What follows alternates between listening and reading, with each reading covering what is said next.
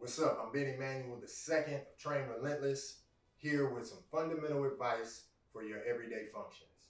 Today, we're going to talk about how to eat to lose fat. And notice I said fat, not weight, because we don't want to just lose weight, because that can mean we're losing crucial and essential muscle that we need to function properly. So let's look at what we do to lose weight. We know that you need to burn 3,500 calories a week to lose 2 pounds a week. So that equals 500 calories a day. 7 days, 3,500. That's the basic formula for sustainable weight loss. So what we do is cut calories to 500 a day. We also, why this can work and not work and all that too, is we also increase in activity. Okay, that's another way to burn more, to equal out that equation. Now, the best way is to move more first than to drop all this intake of food. Meaning, if whatever your intake is and whatever your activity is, okay, if you're eating more, you're going to gain weight. Now, we can eat the same, but if I haven't been working out and I've been sedentary and haven't been doing anything, but now I eat the same and I move more, I'm burning more energy, then that can cause the deficit. The intake is now at a deficit, so that can work both ways. But now, what happens is, we go on restriction and we lower. Okay. Now we also know that if we keep lowering and keep that pace, that person that's cutting 500 or a day or 3,500 a week, and they start losing weight in that first month. Now, if they keep that up, they're not going to just keep losing weight until they equal zero. All right, that's not what happens. And this is what we want to talk about today, because what happens is it's called your metabolic adaptation. So your body's going to always adapt, and it's going to save itself. All right, it won't let you kill itself. All right, the body is going to prioritize, all right, functioning and prioritize living over weight loss. Okay. Now, also what I mean by that is that when we're at that deficit in that body and we're restricting calories and you keep on restricting calories, the body knows that it's not getting what it needs. So the way it adapts is it stores energy, and food and calories equal energy. So to adapt and go into survival mode, because it's been restricted, the calories that it's needed to function, it's got to be some give and take here. So then what it does, it starts taking, all right, away from the muscle mass or away from other non-essential body functions, so that it can counterbalance, all right, this lower intake of calories. So now it's going to say, oh, we got to cut this out then, since if we're going to be asking all this. So kind of like, I'm just reminded of like biblical times and stuff, and just reading the Bible and whatnot. And they always that analogy about storing up. Okay, kind of like how bears do. Winter time comes, you store up. All right, store up the grains in the storehouse so you can have enough. You just keep storing, because you know how winter gonna be. Now that's the same way with these calories. Meaning,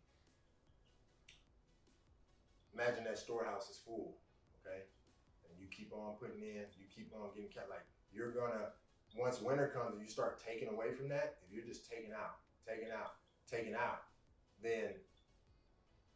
you're going to eventually have nothing in that storehouse in this analogy. But when I tie this in together with how your body does, what it does is it's saying, to counteract me from not having enough calories, I'm cutting out these functions, right? So I need to store. So let's go into the store. So it's saying store. How does it store energy? Through fat. So it's saying, if you're going to feed me less calories, or stop eating or stop eating regularly, cut out meals, cut out all that for this low calorie intake, that means the body's going to adapt and say, hey man, I ain't getting enough of what I need. Ain't no storage in here. This mug is, so to that point, winter, the storage house start getting low, y'all going to keep making big old plates and meals. You're going to say, man, we still got 2 more months left. We done went through half of the storage already. We need to cut down on some of what we're taking out from this storehouse, or we're not gonna be able to survive much longer. So we cut down the amounts that we're taking out. Okay, so that's what your body does. It's saying, you didn't cut out the amounts I'm getting, so I'm gonna store to save, because tomorrow I know I might not get 3 meals. So when you restrict me tomorrow, I got to call upon that storage of fat for energy. And so we want to counteract that. And to do that, even with restriction as you go on a more healthy diet, because that's the thing too. Diet is just meaning your intake, all right? Because that's the problem. That's why people that yo-yo diet, they go on, you see that success in the beginning, and then you plateau, and then next thing you know, you're gaining weight back because again, you're back doing eating how you regularly eat because you was on a restricted diet. Okay, so the key is for sustainable weight loss, and also then it goes to maintenance. Okay, and we want to be able to not only lose fat but also maintain where we're at and not yo-yo and go back up. So to do that is to keep storing, right? We're gonna burn, we're gonna eat, we're gonna take from the storehouse, but we're also, because it's not winter time, right? In this analogy, that's the only difference. We gotta keep gathering and bringing back food. So that food, we gotta need a steady supply of intake for your body. So now it's not gonna hang on to that. Just like if we kept stacking stuff in the storehouse, we would eat, but we would put it in, then it's cool because we're replacing it. So we don't have to call upon the next, because we keep replacing what we're getting. So as your body adapts, what it's doing now is saying, you're gonna take that away from me, then I'm gonna keep it in store because you got me restricted over there tomorrow when I call upon it. But now, and that's how you gain fat. Now what you wanna do, even though you're at a lower calorie intake and you're moving more now too, you want to keep supplies of energy coming in. And you do that by a steady, healthy supply of nutritious foods, okay, and with protein. You keep your protein up.